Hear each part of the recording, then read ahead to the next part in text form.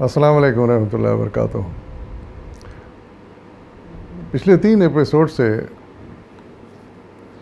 ہمارے زیر مطالعہ ہے اردو ڈائجسٹ کا شمارہ دسمبر 2001۔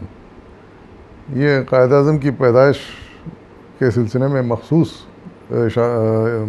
اشاعت تھی۔ اس میں تقریباً تمام مضامین قائد اعظم متعلق تھے، ان کی زندگی سے متعلق تھے۔ پچھلے 3 ایپیسوڈ میں ہم نے ان کی وکالت سے متعلق جو واقعات تھے اور حالات تھے اور ان کی کارکردگی تھی اس کے بارے میں ہم نے پڑھا، کافی معلومات ملی ہمیں انہیں ان کی شخصیت کے بارے میں۔ آج سے میں دوسرا مضمون شروع کر رہا ہوں جو ان کی سیاسی زندگی سے متعلق ہے۔ پہلے تو ان کی وکالت کی زندگی تھی، بھرپور وکالت کی انہوں نے، لیکن پھر بعد میں وہ چونکہ سیاست میں آ گئے تھے، سیاست میں تو کافی عرصے تھے مسلم لیگ سے، پھر وہ لندن چلے گئے تھے، پھر واپس آئے، پھر سیاست کی، اور پھر آزادی وطن تک وہ پھر سیاست کرتے رہے، جس کے نتیجے میں پاکستان وجود میں آیا۔ اب اس سیاسی دور میں قائد اعظم کو اور دوسرے اکابرین جو ہیں جو تحریک پاکستان سے متعلق ہیں، کیا کیا مشکلات پیش آئیں، وہ کیا حالات تھے جن کی وجہ سے قائد اعظم کو اور دوسرے تمام لیڈروں کو یہ فیصلہ کرنا پڑا کہ اب ہمیں اپنا ملک الگ بنانا پڑے گا، اب ہمارا گزارا ہندوستان میں ہندوؤں کے ساتھ نہیں ہو سکتا، اب ہمیں ایک الگ وطن کی ضرورت ہے۔ تو انہی حالات کا تذکرہ ان میں ملے گا آپ کو کہ جو ہے نا وہ کیا تقاریر تھیں جنہوں نے مسلمانوں کو ابھارا اب ایک آزاد وطن کے لیے اور تیار کیا ان کو اس کے مطالبے کے لیے، اور جس کے نتیجے میں پھر ہمیں پاکستان ملا۔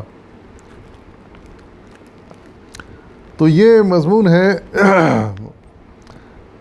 قائد اعظم کی تاریخ ساز تقاریر، یعنی وہ تقاریر جن کے نتیجے میں امت یکجا ہو گئی پاکستان کے لیے، ان کا مختصر ان کا احوال پورا ہے۔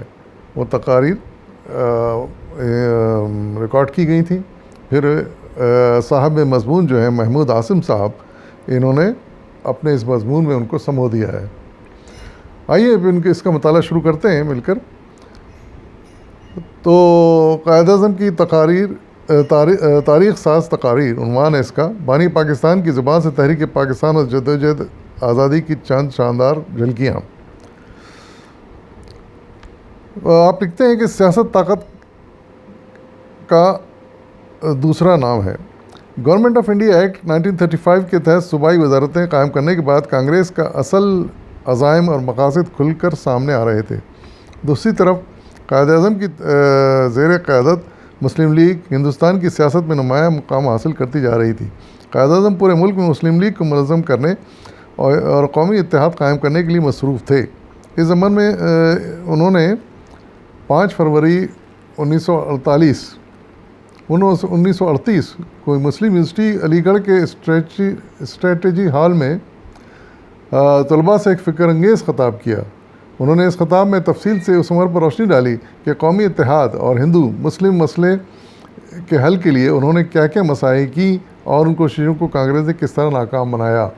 یعنی قائد اعظم پہلے مسلم اور ہندو اتحاد کے قائل تھے، اس کے لیے انہوں نے پوری کوشش کی، لیکن جب دیکھا کہ ہندوؤں کا رویہ مسلمانوں اور مسلم لیگ کے ساتھ بڑا متعصبانہ ہے اور وہ کہیں تعاون نہیں کرتے وہ مسلم لیگ کے ساتھ ہندو، بلکہ مخالفت میں ہی رہتے ہیں، تو پھر قائد اعظم نے کانگریس چھوڑنے کا فیصلہ کیا اور دوبارہ مسلم جوائن کرنے کا فیصلہ کیا۔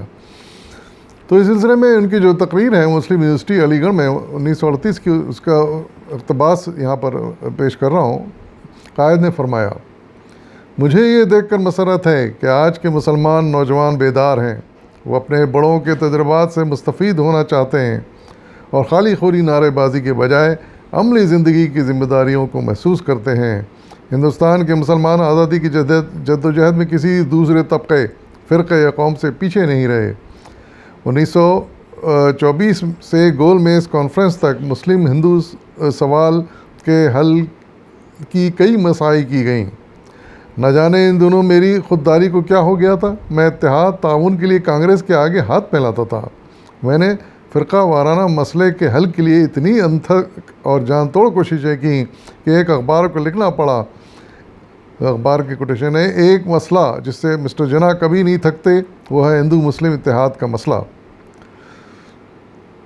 پھر آگے آپ کی تقریر ہے کہ لیکن گول میز کانفرنس کے دوران مجھے اپنی زندگی کا سب سے بڑا صدمہ سہنا پڑا۔ ہندو جذبات، ہندو دل و دماغ اور ہندو روی نے ایسی شکل اختیار کر لی کہ اتحاد و اتفاق کے سارے خواب ہی منتشر ہو گئے۔ اس صورتحال نے مجھے سخت مایوس کیا، میرے احساسات پر قنوطیت چھا گئی، میرے جذبات مایوسی سے دوچار تھے اور میں اپنے ملک کے مستقبل سے نا امید ہو چکا تھا۔ صورتحال بے حد مایوس کن تھی۔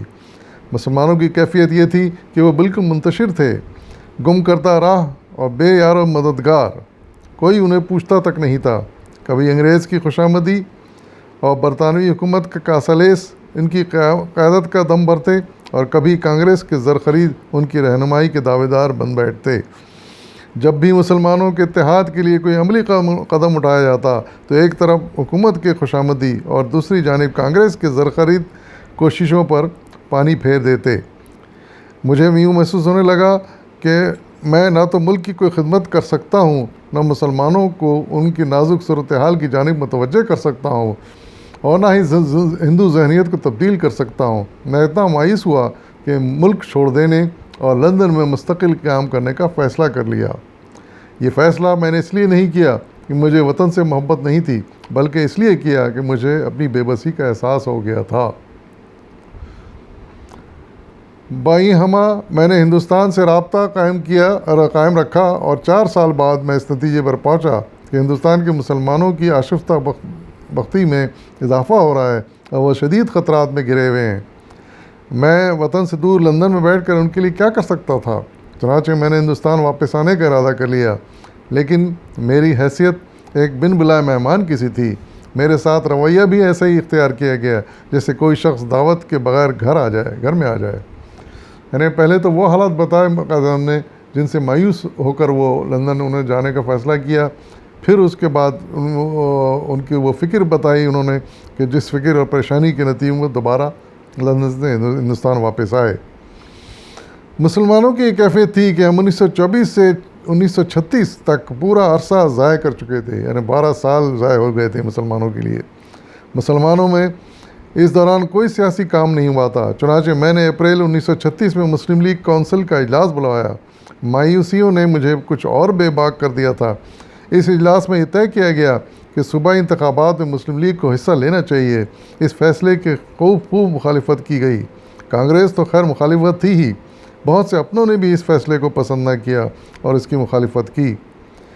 نامساعد حالات کے باوجود اس حالت میں کہ نہ ہمارے پاس ابتدائی تنظیمی ادارے تھے نہ ہی وسائل، مسلمان اکثریت کے بعض صوبوں میں مسلم لیگ پارلیمانی پارٹیاں بھی موجود نہیں تھیں، تاہم ہماری انتخابی سرگرمیاں شروع ہو گئیں اور مسلم لیگ نے عظمت و ہمت کے ساتھ جو کچھ کیا اس کے حیران کن نتائج نکلے۔ مسلم لیگ نے الیکشن میں معقول حد تک کامیابی حاصل کی، یعنی 1936 کے الیکشن میں یعنی واپس آ گئے تھے قائد اعظم، دوبارہ انہوں نے منظم کیا مسلم لیگ کو اور پھر انتخابات میں حصہ لیا اور کافی سیٹیں انہوں نے جیتیں، جبکہ کانگریس جو ہندوؤں کی جماعت تھی وہ سخت مخالف تھی، کوئی کسر مخالفت میں انہوں نے نہیں چھوڑی، اس کے باوجود مسلمان کافی سیٹ جیتنے میں کامیاب ہو گئے۔ آگے آپ ارشاد فرماتے ہیں کہ نوکر شاہی کا مزاج بڑا عجیب و غریب ہے۔ وہ محسوس کرنے لگی کہ مسلمانوں پر جو پرانی بالادستی انہیں حاصل ہے وہ مسلم لیگ میں جناح کی دخل اندازی کے بعد ختم ہو جائے گی اور مسلمان ہمارے ہاتھ سے نکل جائیں گے۔ اللہ کا شکر ہے ایسا ہی ہوا۔ ان کے اندیشوں کے عین مطابق مسلمان آج ان کی دسترس سے باہر ہیں، لیکن انتظامیہ کے اختیارات اکثریتی فرقے کو منتقل ہو رہے ہیں۔ یعنی ہوشیاری ہے کہ انہوں نے کانگریس نے کہ چونکہ انگریز جب جانے کی تیاری کر رہا تھا تو انہوں نے اختیارات اپنے ہاتھ میں لینے شروع کر دیے، کانگریس نے اور ہندوؤں نے، اور یوں نظر آتا ہے کہ برطانوی حکومت مسلمانوں کو بھیڑیوں کے آگے ڈال رہی ہے۔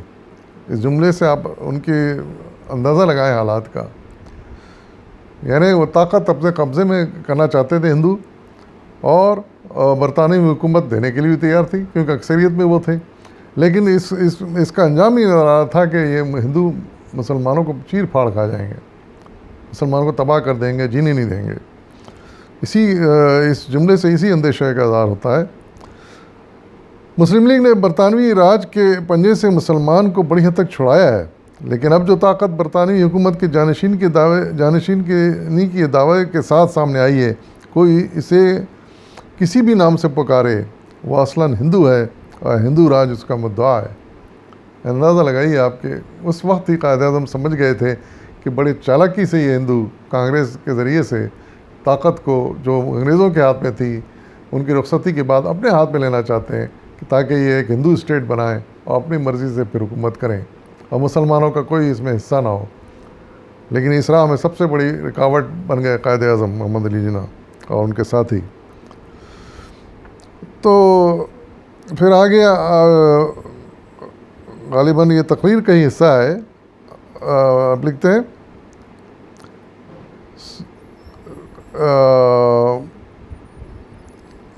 سیاسی زبان بہت شیریں ہوتی ہے لیکن بسا اوقات گمراہ کن، اس لیے میں صاف اور سیدھی زبان میں بات کروں گا۔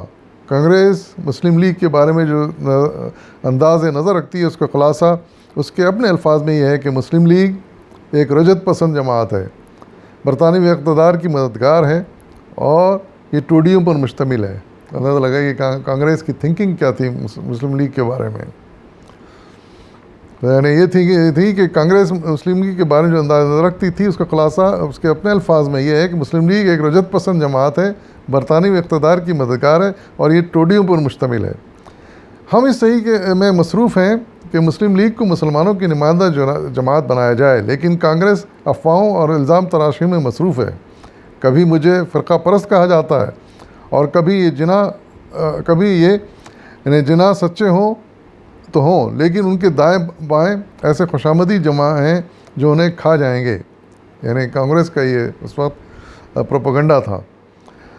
لوگ مسلمانوں کو نیچے دکھانے کے لیے کوئی بھی موقع ہاتھ سے جانے نہیں دیتے، نت نئے بہانے اور نئے الزامات ہمیشہ ان کی زبان پر رہتے ہیں۔ یعنی کانگریس کا یہی طور طریقہ تھا اس زمانے میں مسلم لیگ اور مسلمانوں کے ساتھ۔ ان حالات میں امید کی صرف ایک کرن ہے اور وہ یہ کہ آپ کو دو قومی نظریوں پر منظم کریں۔ یعنی یہاں آ کے پھر آپ نے فیصلہ کیا کہ مسلمانوں کو دو قومی نظریے پر اتفاق کرنا چاہیے، وہ یہ کہ ہندو الگ ہیں مسلم الگ ہیں، ایک ساتھ نہیں چل سکتے۔ اس کے بغیر ہندوستان میں کوئی سیاسی نظام کامیابی سے نافذ نہیں کیا سکتا۔ میں آپ سے اپیل کرتا ہوں کہ آپ مسلم لیگ میں شامل ہوں۔ اگر آپ نے قومی اتحاد قائم کر لیا تو آپ کے انداز سے بہت پہلے کسی قسم کا سیاسی سمجھوتہ ممکن ہو سکے گا، لیکن حصول آزادی سے پہلے ہمیں مسلمانوں کے حقوق اور ان کے مفادات کو منوانا ہوگا۔ چند ہی ماہ میں مسلم لیگ کا نام اور کام ملک کے گوشے گوشے میں پہنچ چکا ہے۔ لاکھوں افراد جوق در جوق مسلم لیگ میں شامل ہو رہے ہیں۔ وہ لوگ جو آج ہم سے اختلاف رکھتے ہیں جلدی محسوس کر لیں گے کہ وہ سنگین غلطی کے مرتکب ہوئے ہیں۔ یعنی اس وقت بھی مسلمانوں میں بعض لوگ اختلاف رکھتے تھے محمد علی جناح صاحب کی پالیسی سے، لیکن ان کا جناح صاحب کا دعویٰ تھا کہ ان کو بھی جلدی اپنی غلطی کا احساس ہو جائے گا۔ محسوس کر لیں گے وہ سنگین غلطی کے مرتکب ہوئے ہیں۔ ان کے لیے بہتر یہی ہے کہ وہ بھی مسلم لیگ میں شامل ہو جائیں تاکہ پوری قوم کی آواز ایک ہو۔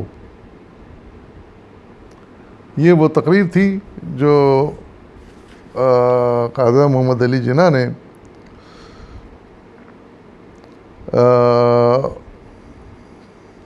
1936 میں کی تھی، یعنی لندن سے واپس آنے کے بعد۔